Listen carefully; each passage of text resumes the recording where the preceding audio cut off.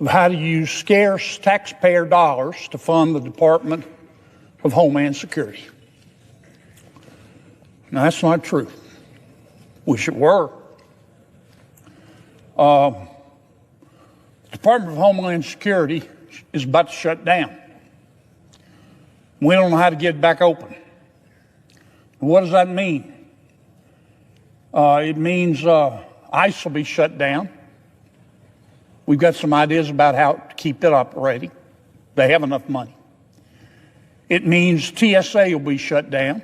They're not going to be paid. That'll impact airport travel. Coast Guard be shut down. FEMA, God help us if we have a natural disaster, it'll be shut down.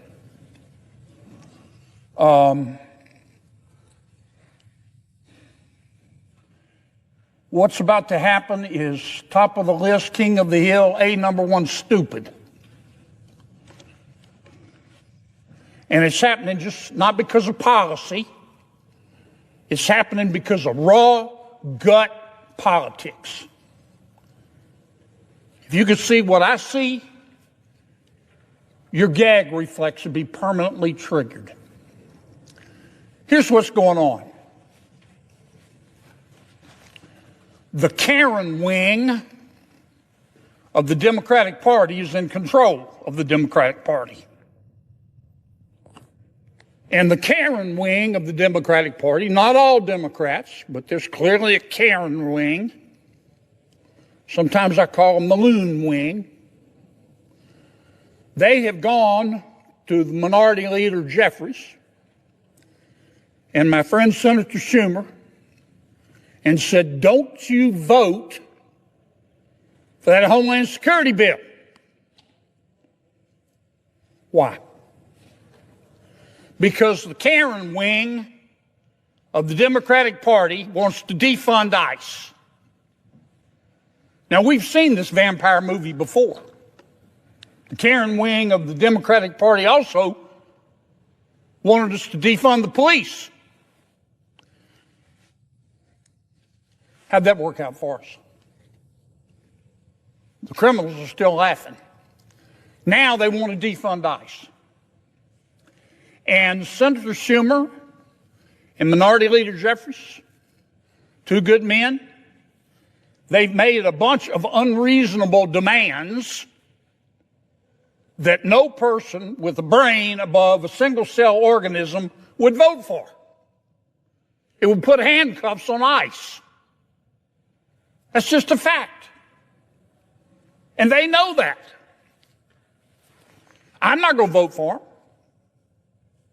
Sure not going to vote for them with a gun to my head. Now, but I'll tell you the reality. We could go to Senator Schumer and the Minority Leader in the House and say, okay, we accept every one of your conditions. The Democrats still are not going to vote to keep DHS open. I mean, I don't blame Senator Schumer for trying, but he's kind of wandering around here like one of those Roombas. He looks like a man who's lost his luggage at the airport. I mean, he's making these demands, and if we accepted them, we're not, but if we did, he couldn't deliver the votes. Because nobody on my side of the aisle wants to defund ICE. And that's what this is all about. And some of my colleagues are trying to pretty it up. Lots of play acting. They might be late, a little late for getting their name in for the Academy Awards, but maybe next year. They're trying to muddy the water, make it look deep. Like we're having this discussion about efficiencies at the Department of Homeland Security. Nope, very simple. The Karen wing of the Democratic Party has told every single Democrat, if you don't vote to shut down DHS, if you do vote to fund ICE, we will punish you politically the rest of your natural lives. That's why we're about to have a shutdown.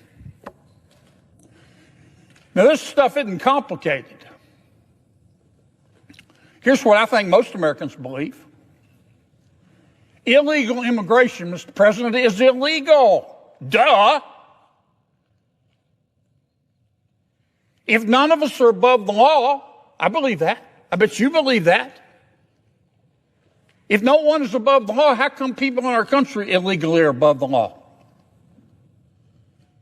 Immigration statutes are not some second-tier laws that you can violate without consequence. It's the law. If you don't like it, change it. I believe in enforcing our immigration laws. Now, how you enforce them matters. By God, you better believe it matters. Those laws have got to be enforced in conformity with equal protection and with due process and in accordance with standards set forth by the United States Supreme Court. I think it was 1968 in a very famous case called Terry v. Ohio. Cop can't stop you unless that cop has reasonable suspicion, not probable cause, reasonable suspicion to believe that you have committed, are committing, or is about to commit a crime. It's not subjective. It's an objective standard. And our cops, including but not limited to our ICE officers, have to follow it.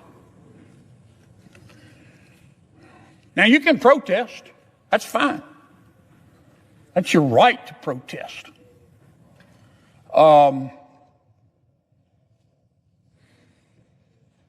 You don't have the right to protest violently. You don't have the right to harass an ICE officer. You don't have a right to spit in his face. You don't have a right to threaten his children. You don't have a right to get his home address and go to his house and try to harass his family. You don't have the right to block the street so the ICE officer can't get through. You don't have the right to kick out a cop's tail light. You don't have the right to go burn Christmas trees.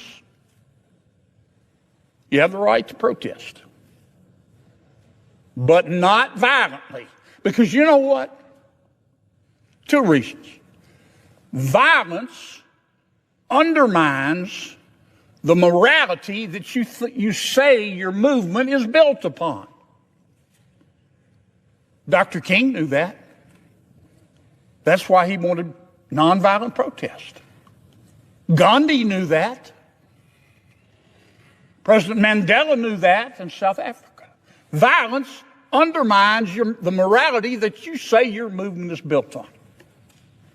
Now, there's a second reason that you can't protest violently. It's against the law.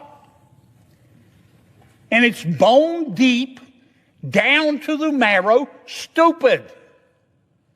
If you act like a butthead with a cop or an ICE officer, it's not going to end well.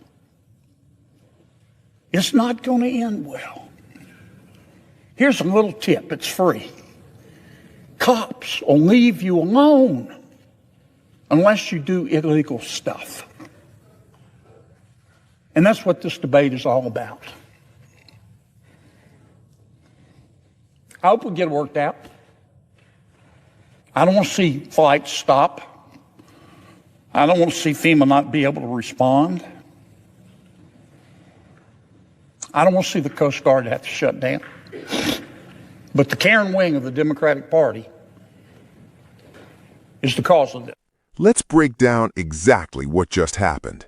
This was February 12, 2026.